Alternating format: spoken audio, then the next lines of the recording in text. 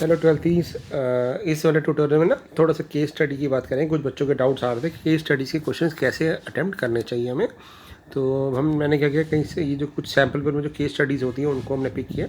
आपको पता हो केस स्टडी जो है एक्सपेक्टेड जो है वो एक प्रोबेबिलिटी से एक्सपेक्टेड है और एक AOD से एक्सपेक्टेड है। ठीक है, तो सबसे पहले हम प्रोबेबिलिटी की केस स्टडी की बात करते हैं। और केस स्टडी जो प्रोबेबिलिटी से आ सकती है ना बेटा, वो जनरली जो मोस्टली केसेस में आएगी वो या तो बेस थ्योरम होगी, सबसे ज़्यादा चांस बेस थ्योरम के होंगे, ठीक है, और या फिर प्रोबेबिलिटी डिस्ट्रीब्यूशन से आ सकती है। तो प्रोबेबिलिटी डिस्ट्रीब्यूशन से आएगा तो बहुत इजी क्वेश्चन बन सकता है। तो हम बेस थ्योरम के ज़्यादा क्वेश्चन देखते हैं, बाकी इसके ज़्यादा चांस है। 70% चांस इसके हैं, 20% चांस प्रोबेबिलिटी डिस्ट्रीब्यूशन के, और 5 to 10% बाकी जो कंडीशन प्रोबेबिलिटी होती है उसमें बन सकते हैं। बट मोस्टली बेस थ्योरम पे क्वेश्चन बन सकता है केस स्टडी का। तो कुछ केस स्टडी हम डिस्कस करते हैं ज़रा।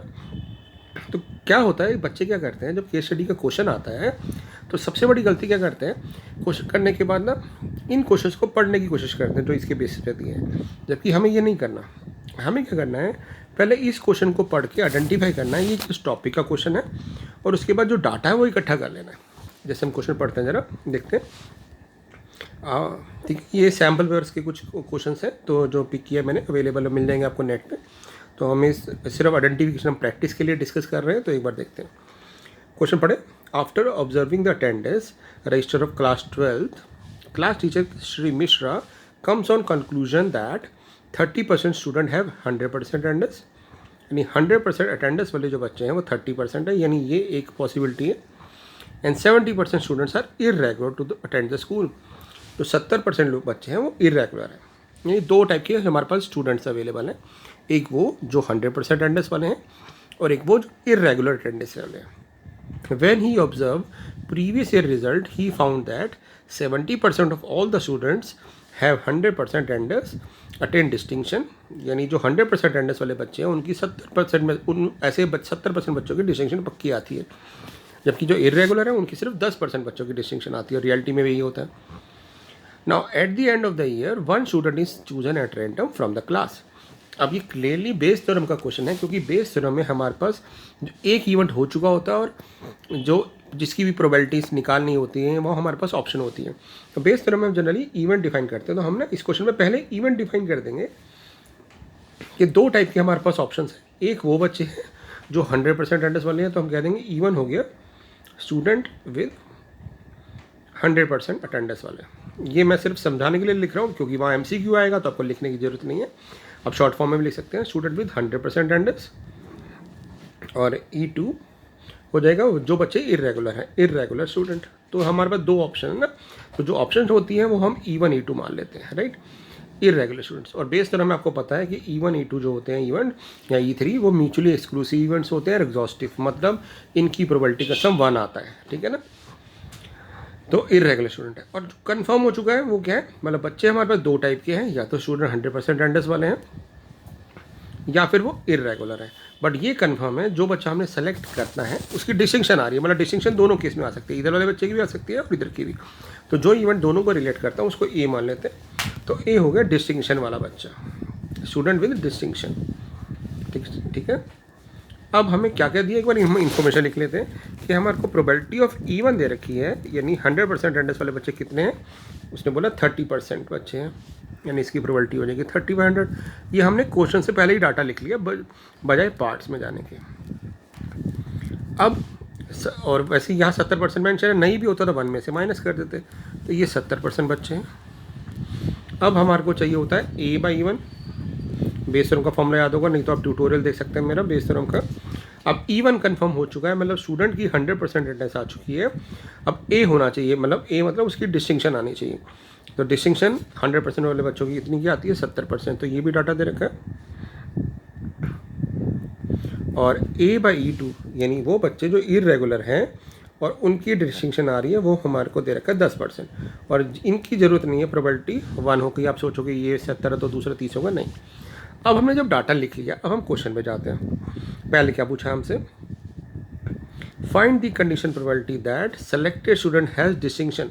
अब डिस्टिंक्शन तो हमने ए इवेंट माना हुआ है, यानी वो कह रहा है कि प्रोबेबिलिटी बताओ कि उसकी डिस्टिंक्शन आ रही है। गिवन दैट क्या हो चुका है कि वो 100% वाला बच्चा है, यानी हमसे पूछ रहा है कि E1 A बाई E1 बताओ, और ये हम ऑलरेडी निकाल चुके हैं अगर अभी आपको याद हो। तो अभी हमने कैसे निकाला था, A बाई E1 ऑलरेडी हम निकाल चुके हैं, वो आया था A बाई E1 70%, ये रहा, है ना। तो यानी अगर मैं पहले ही सब कुछ डाटा ऑब्जर्व कर लूँगा तो मैं क्वेश्चन बहुत ईजिली बता सकता हूँ। तो इसका आंसर आएगा 70% यानी 70/100 यानी 7/10। अब चलते हैं अगले क्वेश्चन की तरफ। अगला क्वेश्चन क्या कह रहा है, condition probability that selected student has distinction मैं ए ग्रेड मान चुका हूँ, ए इवेंट माना था। गिवन दैट स्टूडेंट इरेगुलर है, यानी हमसे पूछा जा रहा है ए की प्रोबेबिलिटी बताओ, वो E2 है, और ये हमें इधर रखा था 10%। तो 10% का मतलब हो जाएगा 1/10, यानी इसका ऑप्शन हो जाएगा ए। ठीक है। Probability that selected student has distinction, ये यहाँ कह रहा है कि प्रोबेबिलिटी बताओ कोई इसकी डिस्टिंक्शन आई। अब देखो बेटा इसको समझते हैं ज़रा कि वो डिस्टिंक्शन आई, यानी वो आपसे पूछ रहा है प्रोबेबिलिटी ऑफ ए बताओ। तो एक्चुअल में जो प्रोबेबिलिटी ऑफ ए होती है, मैक्सिमम जितनी भी केस स्टडीज है उसमें पी ऑफ ए पूछा हुआ है। तो जब आप बेस थ्योरम करते हो, बेस थ्योरम में अगर आपने नोट किया हो, हम फॉर्मूला लिखते हैं E1 बाई ए, तो इसका फॉर्मूला क्या होता है, P of A by E1 into P of E1, और डिनोमिनेटर में आता है हमारे पास P of A by E1 into P of E1 and plus P of A by E2, ये हमने फॉर्मूला किया था अगर आपको याद हो, डराइव भी किया था ये। तो ये हमारा फॉर्मूला होता है बेस थ्योरम में। बट वो कह रहा है पी ऑफ ए बताओ, तो याद रखिएगा कि ये जो नीचे वाला पार्ट होता है ये हमारा प्रोबेबिलिटी ऑफ ए होती है, जो हम ए इवेंट माने होते हैं ये होती है। यानी अगर आपसे वो पूछता है कि प्रोबेबिलिटी ऑफ ए इवेंट बताओ, यानी जैसे यहाँ डिस्टिंक्शन पूछ रहा है तो हमसे नीचे वाला पार्ट पूछ रहा है। तो ये याद रखना है, हम कैसे निकालेंगे, बहुत ईजी है बेटा। हम पी ऑफ ए कैसे निकालेंगे, पी ऑफ ए हम कहेंगे पी ऑफ ए के लिए हमारे पास P of A by E1, यानी ये हमें दे रखा था डाटा 70%, और पी ऑफ E1 हमारे साथ 70%, है ना। एक बार नहीं, सॉरी 70% तो उनकी डिस्टिंक्शन आए थे, एक बार डाटा देख लेते हैं, ये यहीं निकाल लेते हैं। पी ऑफ E1 है 30, ए बाई E1 है 70, तो यानी हो जाएगा 30 इंटू 70, मैं यहाँ निकाल लेता हूँ। ठीक है, इसकी प्रोबेबिलिटी निकाल लेते हैं यहाँ पे। प्रोबेबिलिटी ऑफ ए हो जाएगी पी ऑफ E1 यानी 30% इंटू ए बाई E1, तो यानी 70 into 30, plus P of A by E2 यानी 10% इंटू 70%, तो 70 इंटू 10, और नीचे डिनोमीटर में तो आ जाएगा 100 इंटू 100। तो हम क्या देख रहे हैं, 0 0 कॉमन लेके 100 कट जाएगा, तो ऊपर आ जाएगा 21 और 7 28/100, यानी हमारा आंसर आना चाहिए 28/100। इसको हम 4 से कट भी कर सकते हैं, तो 28/100 का मतलब हो गया हमारे पास 7/25 है ना। 28 को जब कट करोगे 4 से तो 7/25, यानी हमारा आंसर आ गया। यानी देखिए ये स्टडी हम बहुत इजीली कर सकते हैं अगर हम क्वेश्चन को ऊपर पिक कर लें। अब कह रहा है if random selection selected student has a distinction, मतलब सेलेक्टेड स्टूडेंट हैज़ डिस्टिंक्शन, यानी ये कन्फर्म है कि एक बच्चा हमने सेलेक्ट किया उसकी डिस्टिंक्शन आ चुकी है, यानी ए इवेंट तो कन्फर्म हो चुका है। अब प्रोबेबिलिटी बताओ कि उसकी 100% अटेंडेंस आ रही है, और 100% अटेंडेंस वाला बच्चा तो हमने E1 माना था, यानी E1 बाई ए पूछ रहा है, और E1 बाई ए का क्या फॉर्मूला होता है, P of A by E1 into P of E1 upon P of A, और पी ऑफ ए में ऊपर नीचे निकाल चुके ना 28/100, है ना 28/100, और ऊपर क्या आएगा P of A by E1 into P of E1, यानी यानी यानी यानी हमसे पूछ रहा है कि ये पार्ट, तो हम कहेंगे इसका मतलब हो गया हमारे पास 21/100 अपॉन 28/100, ये हमने निकाला था, है ना। पी ऑफ ए तो ये निकाल लिया था, और ऊपर सिर्फ ये वाला फर्स्ट पार्ट पूछ रहा है, तो 100 से 100 कट जाएगा और ये 3/4 आ जाएगा। और अगर कहता है P of E2 by A निकालो, तो 1 में से इसको माइनस कर सकते हैं 1/4। तो हमसे सिर्फ क्या क्या पूछा, देखिए हमसे पूछा है यहाँ पे कि E1 बाई ए निकालना, तो हमारा आ गया 3/4। अब वो कह रहा है डिस्टिंक्शन आ चुकी है बच्चे की ए की, प्रोबेबिलिटी पता कि इरेगुलर है, तो 1 में से माइनस कर देंगे तो 1/4 हो जाएगा। कई बार आपसे ये भी कह देते हैं कि P of E1 by A plus P of E2 by A निकालो, तो हम कहेंगे भी 2 इवेंट है तो इसका सम तो 1 आएगा, ऐसा भी कह सकते हैं। ये एक स्टडी का एक क्वेश्चन हो गया, है ना। धीरे धीरे हम करेंगे आगे, चलते हैं अगले क्वेश्चन की तरफ। अब अगला क्वेश्चन क्या कह रहा है, Mahindra tractor in India leading farm equipment manufacturer. It is largest tractor selling factory in the world. This factory has 2 machines A and B. 2 type की मशीन है हमारे पास। Past records show that machine A produced 60% and machine B produced 40% of the output. NCERT का question है, सिर्फ statement change कर दी है। यानी दो टाइप की मशीन है जिससे हमारा वो जो है ट्रैक्टर बनते हैं। 2% ऑफ द ट्रैक्टर मशीन ए जो बनाती है और 1% ऑफ द ट्रैक्टर जो मशीन बी बनाती है वो डिफेक्टिव आ जाता है। अब हमने सारे ट्रैक्टर्स को किसी बिग स्टोर में रखा और एक ट्रैक्टर सेलेक्ट किया। अब फिर से इवेंट पहले ही बना लें कि एक इवेंट बनेगा कि हमारा ट्रैक्टर ए मशीन से बन रहा है और E2 बनेगा कि हमारा ट्रैक्टर बी मशीन से बन रहा है। और कॉमन क्या होगा, चाहे वो ए से बने चाहे बी से बने, वो डिफेक्टिव है ना। जो ऐसा इवेंट जो दोनों को रिलेट करता है उसको हम ए मान लेते हैं। अब जब हमने ये इवेंट मान लिया, हमने इनकी प्रोबेबिलिटी भी देख ली। P ऑफ E1 हमारे को दे रखा है 60%, यानी 6/10। मैं ना इसको कट नहीं करता, जनरली एलसीएम लेने में आसानी हो जाती है अदरवाइज, है ना। तो मैंने सिर्फ 0 कट कर दिया। A/E1 कितना दे रखा है 2%, यानी 2/100। A/E2 क्या दे रखा है 1%। अब जब मेरे पास ये डाटा मिल गया, अब मैं जब क्वेश्चन पे जाऊंगा तो मैं क्वेश्चन को ईजिली आइडेंटिफाई कर सकता हूँ। देखें क्या लिखा है, find the condition probability that chosen tractor is defective, यानी ए की प्रोबेबिलिटी निकालो गिवन दैट वो मशीन ए से बना रहा है। यानी क्लियरली मुझे बोला गया है कि प्रोबेबिलिटी ऑफ ए बताओ जब वो E1 से है। तो ये तो क्वेश्चन में दे ही रखा था हमें, है ना। ये तो क्वेश्चन में दे ही रखा है, दे रखा है कि ट्रैक्टर मशीन ए से बन रहा है। मशीन ए से कितने बन रहे हैं, मशीन ए से बन रहे हैं 60% ऑफ द आइटम, है ना। 60% ऑफ द आइटम, सॉरी, है ना। कंडीशन में बताते हैं choose a tractor is defective given the tractor produce by machine A will be defective given that. तो हमें E1 पता है, ए की प्रोबेबिलिटी निकालनी है। तो ये तो कुछ गड़बड़ आंसर है, ये 2% दे रखा है हमें। अच्छा 2% ओके, इसने कट करके लिख दिया 2% है बेटा 2/100। तो मुझे लगा 2/100 दिया होगा। 2/100 को हम सॉल्व कर सकते हैं ना, 2/100 का मतलब हो जाएगा 1/50। तो ये ऑप्शन डी करेक्ट हो गई। अब चलते हैं आगे, ट्रैक्टर डिफेक्टिव ही है, यानी ए की प्रोबेबिलिटी बताओ वो मशीन बी से बना रही है, यानी P ऑफ A/E2 निकालना है। वो हमारे को दे रखा है 1%, 1% मतलब सी ऑप्शन हो जाएगी। और एक चीज़ और याद रखिएगा कि जो आपको केस स्टडी आएगी इसमें 5 पार्ट होंगे, बट आपको कोई 4 करने होंगे, याद रखिएगा, ठीक है ना। अब देखो प्रोबेबिलिटी दैट डिफेक्टिव ट्रैक्टर की बात कर रहा है, यानी ए की बात कर रहा है, यानी बेस में नीचे वाले पार्ट की बात कर रहा है डिनोमीटर में। तो उसका क्या फॉर्मूला होता है P ऑफ A/E1। तो हम यहीं पे जो डाटा लिखा था वहीं निकाल लेते हैं इसको, है ना। तो क्या हो जाएगा P of A/E1 into P of E1। तो ये बन जाएगा हमारे पास P ऑफ A, ऊपर आ जाएगा बेटा 8/1000 और फिर this into this P of A by into P of E2 यानी 4/1000। तो ये आ जाएगा हमारे पास 12/1000। इसको कट भी कर सकते हैं। अब एक बार देखिए हमें ऑप्शन कैसी दी है, ऑप्शन 12/1000 दी है, कैसी दी है उसके हिसाब से हम इसको सॉल्व कर देंगे। 12/1000 थी, 12/1000 थी, पहले इसको कट किया 6 पे, इसको कट किया 500 पे, फिर कट किया 3 पे, और ये आ गया हमारे पास 250, है ना। तो कोई ऑप्शन तो ऐसी है नहीं। 12 में आ रहा है, एक बार चेक कर लेते हैं हमारा क्या ऑप्शन आ रहा था।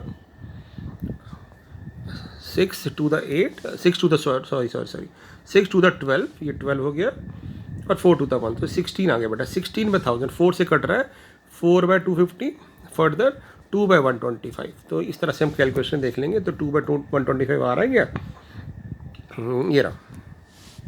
तो ऑप्शन सी हो गई। अब क्या पूछ रहा है, डिफेक्टिव तो कंफर्म है, प्रोबेबिलिटी बताओगे मशीन ए बना रही है, यानी E1/A बता रहा है। तो E1/A के लिए क्या करते हैं, अभी हमने जो P ऑफ A निकाला था, ये वाला P ऑफ A, उसमें पहले पार्ट की बात कर रहे थे, यानी P ऑफ E1/A क्या आ जाएगा हमारे पास, पहला वाला पार्ट 12/1000 डिवाइडेड बाय 16/1000 निकट जाएगा। तो हमारा 12/16 हो जाएगा, 3/4। और P ऑफ E2/A क्या हो जाएगा, उसमें वैसे आप इसको भी कर सकते हो ऊपर, नहीं तो 1 में से माइनस कर दो। तो 1 - 3/4 करेंगे तो 1/4 आ जाएगा। तो इसका आंसर आएगा आपका 3/4 और इसका आंसर आएगा 1/4। तो देखिए बहुत इजीली हम अगर बेस टाइम का क्वेश्चन आता है ना केस स्टडी का तो कर सकते हैं, ठीक है। एक और क्वेश्चन देखते हैं। यहाँ देखिए क्या कह रहा है, एक NGO है जो हॉस्पिटल को कंस्ट्रक्ट करना चाहता है रिमोट एरिया में for the welfare of the villager who are facing several health issues. In this construction the probability are 13/20 that there will be strike. Strike होने की प्रोबेबिलिटी ये है ठीक है। अगर स्ट्राइक होने की प्रोबेबिलिटी ये है तो स्ट्राइक ना होने की प्रोबेबिलिटी 1 में से माइनस कर देंगे। 4/5 with the probability that construction job will be completed on time if there is no strike, and 8/25 with the probability that कि काम कंप्लीट होगा if there is a strike। अब हमारे पास क्या है, या तो दो ऑप्शन है फिर से, जहाँ ऑप्शन होती है वो E1 E2 होते हैं। तो E1 क्या मान लेंगे, हम हमें क्या मानना चाहिए, E1 जो ऑप्शन वाला है, तो E1 मान लेंगे स्ट्राइक हो रही है, देयर इज अ स्ट्राइक, और E2 मान लेंगे देयर इज नो स्ट्राइक। और कॉमन क्या है कि दोनों में क्या हो रहा है, काम कंप्लीट हो रहा है, तो आप कहेंगे work is completed on time. इस तरह से हम अपनी इन्फॉर्मेशन के लिए लिख लेते हैं कि भी हमने ऐसे ऐसे इवेंट बना लिए, और क्या दे रखा है, स्ट्राइक होने की प्रोबेबिलिटी E1 की दे रखी है ना 13/20 with their will be strike, तो 13/20 होगा। और दूसरा अगर नहीं दे रखा P ऑफ E2, तो हमें पता है कि P ऑफ E1 और E2 का सम 1 होता है, तो ये 7/20 हो जाएगा।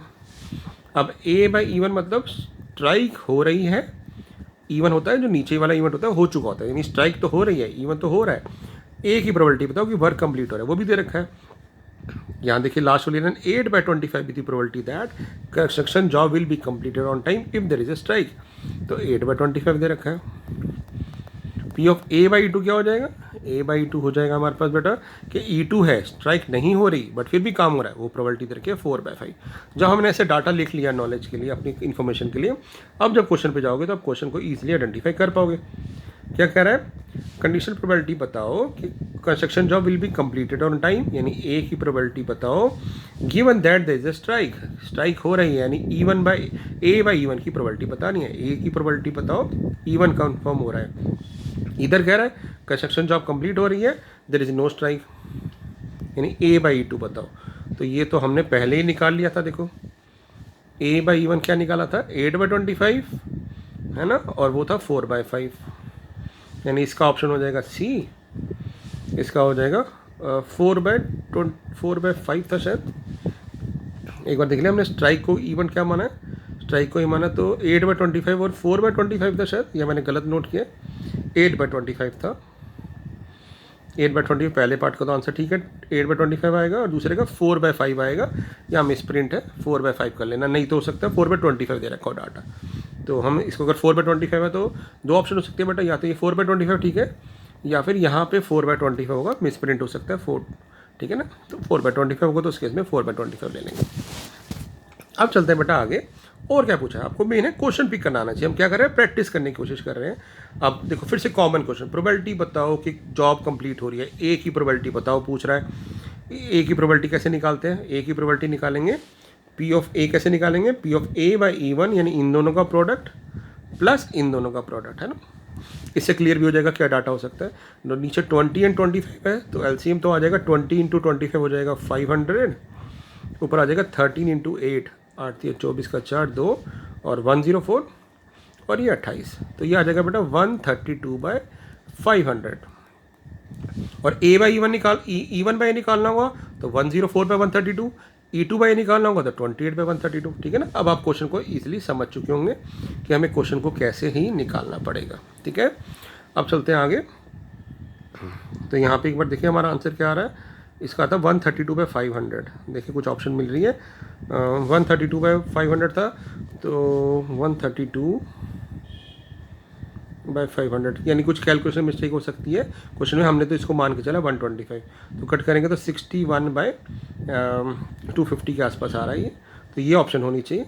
तो यानी वहाँ पे वो 25 ना होकर 5 हो सकता है, ठीक है। मेन हमारा है हमें क्वेश्चन को समझना, ठीक है बेटा।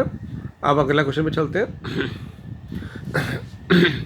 क्वेश्चन को क्लियर कर पा रहे हैं आप तो देखिएगा बहुत ईजी हो जाएगा।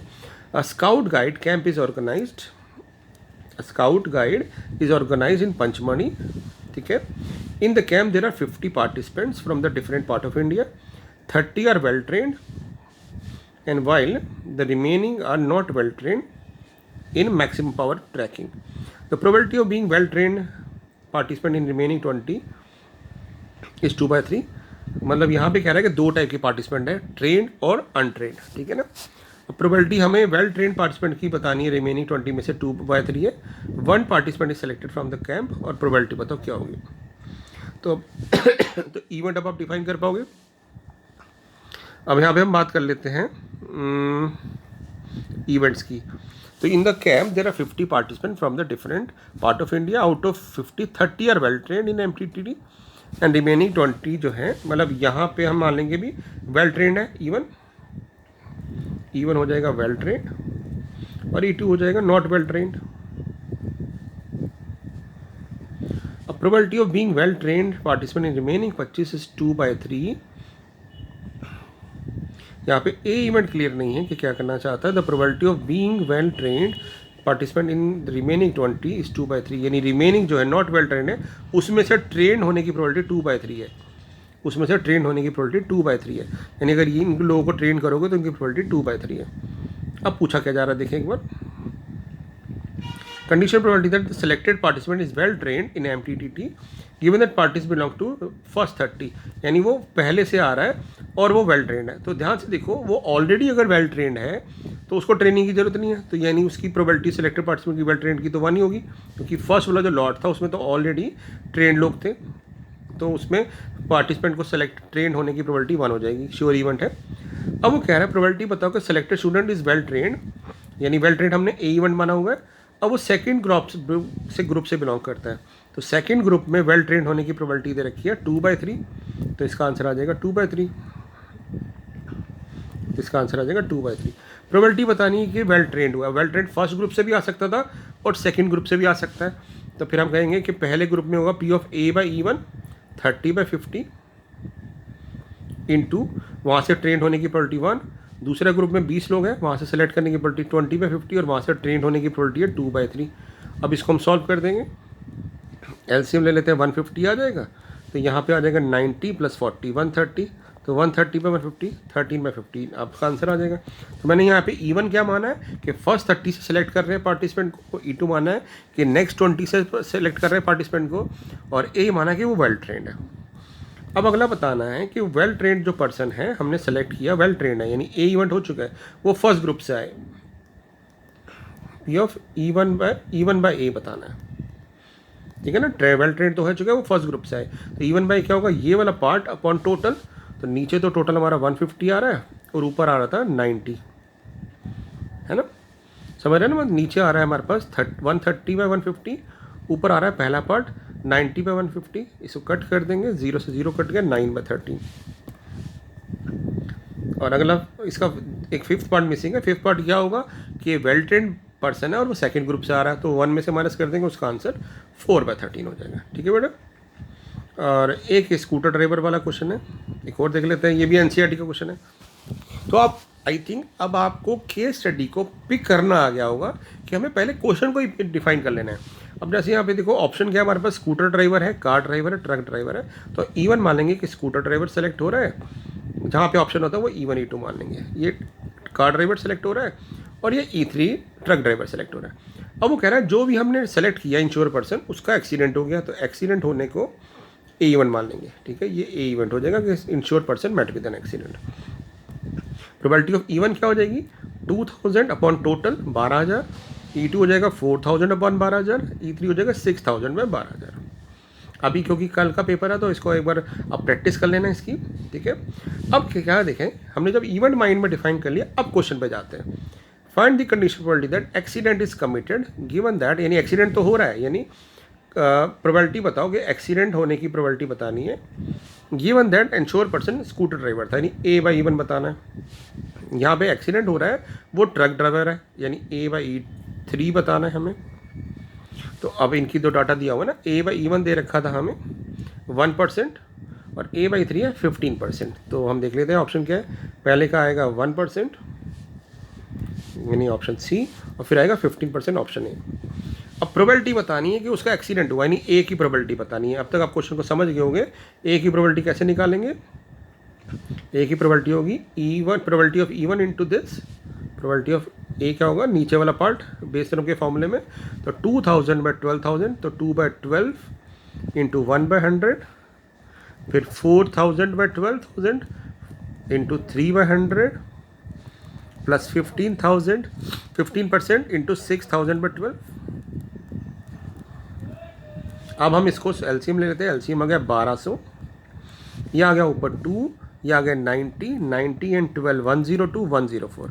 तो हमारा आंसर आ गया 104 बाय दिस। 4 से कट रहा है तो 4 पे कटेगा तो आ जाएगा 4 टू द 8, 2 कैरी 6 और ये आ रहा है 300।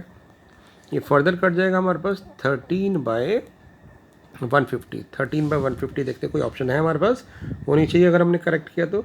13 by 150 option number d correct है। अब प्रोबेबिलिटी कह रहा है कि इंश्योर पर्सन का एक्सीडेंट हुआ, प्रोबेबिलिटी बताओ, वो स्कूटर ड्राइवर था, यानी हमें E1 बाय ए बताना है क्योंकि स्कूटर ड्राइवर की सिलेक्ट की प्रोबेबिलिटी, तो यानी वो इसी से कर लेंगे हम। यानी स्कूटर ड्राइवर यानी फर्स्ट वाला पार्ट, जो हमारा फर्स्ट वाला पार्ट था, हम कहेंगे कि जो फर्स्ट पार्ट था ये ऊपर आएगा, यानी 2 बाय 1200 आएगा, और नीचे हमने सॉल्व करा था जब टोटल तो आया था 104 बाय 1200। ये पार्ट कट जाएगा तो 2 बाय 104 आपका आंसर आ जाएगा, यानी 1 बाय 52, 1 बाय 52, 1 बाय 52, ये रही ऑप्शन।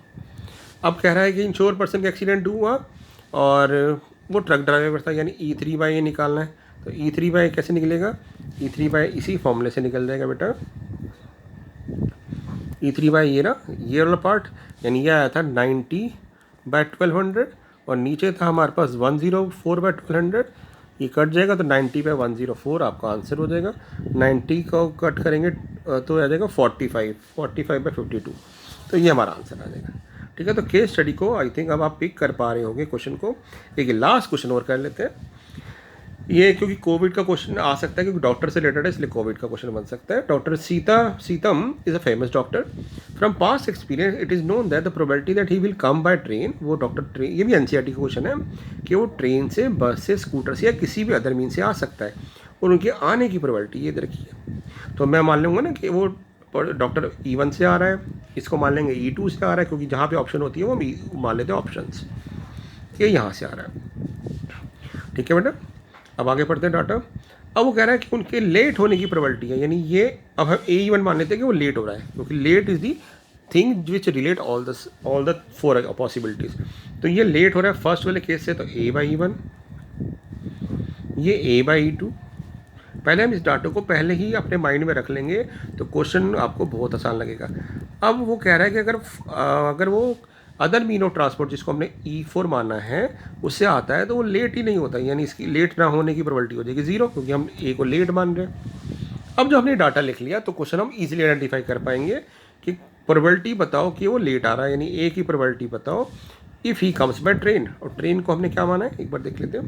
ट्रेन को हमने माना है E1, तो A बाई E1 की बात कर रहा है, तो A बाई E1 का हमारा आंसर आएगा 1/4, ये ना, तो पहले पार्ट का आंसर आ जाएगा 1/4, ये ना।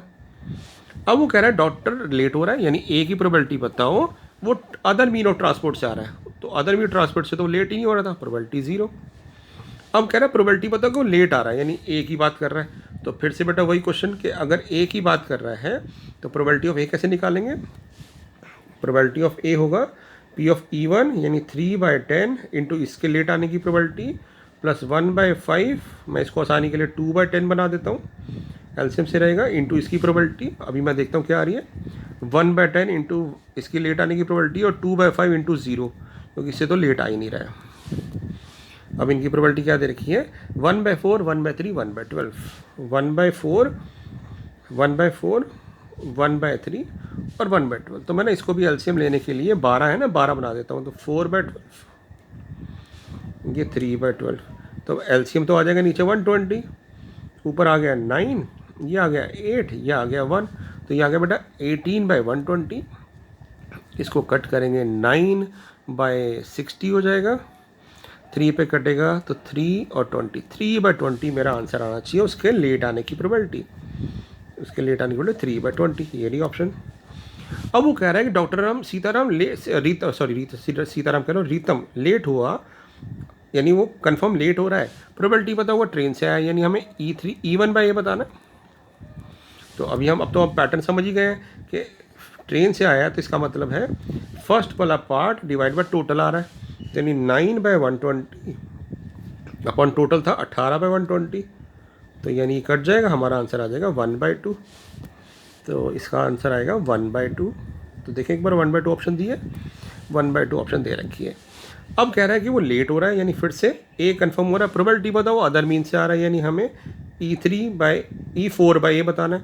अब इसमें तो ऊपर वाला पार्ट जीरो ही था, क्योंकि जब हमने 4 पार्ट किए थे तो ये वाले पार्ट तो P of A by E4 into P of E4 की वजह से जीरो हो गया था। Zero by anything is zero, तो इसका आंसर आ जाएगा जीरो, क्योंकि वो तो लेट हो ही नहीं रहा उस केस में, तो कैसे कह सकते हैं इम्पॉसिबल इवेंट है, तो आंसर आ जाएगा। तो इस तरह से हम केस स्टडी का अगर बेस टर्म का क्वेश्चन आता है तो हम कर सकते हैं। अभी प्री बोर्ड है, प्रैक्टिस करिए। प्री बोर्ड के बाद अभी हमें बोर्ड्स की भी तैयारी करनी है, तो अभी हम और ट्यूटोरियल डिस्कस करते रहेंगे। मेन हमें परफेक्शन चाहिए। परफेक्शन कैसे आएगी? जब आप क्वेश्चंस की वैरायटीज़ की प्रैक्टिस करोगे, ठीक है। तो अब हम क्वेश्चंस की वैरायटी की प्रैक्टिस करते रहेंगे। अभी हमारे पास स्टिल हमारे पास 1 मंथ है, और बीच में भी करते रहेंगे, ठीक है बेटा। ऑल द बेस्ट सबको कल के लिए। अच्छा पेपर करिएगा, बट क्वेश्चन को अटैम्प्ट जरूर करिएगा, कोई क्वेश्चन छोड़ना नहीं है। देखिएगा आपको आता है कि नहीं आता, और केस स्टडी में याद रखिएगा 5 में से कोई 4 करने हैं हमें, सार निकले। और केस स्टडीज़ के अंदर जो MCQ है उसमें सिर्फ ऑप्शंस लिखनी होती है, आपको ABCD वर्किंग नहीं दिखानी होती, ठीक है। ऑल द बेस्ट, पेपर को अच्छा करेगा, ठीक है। और कल मैं कोशिश करूँगा उसको सॉल्यूशन, जो कल पेपर होगा उसको सॉल्यूशन अपलोड कर देंगे इवनिंग तक। Thank you so much.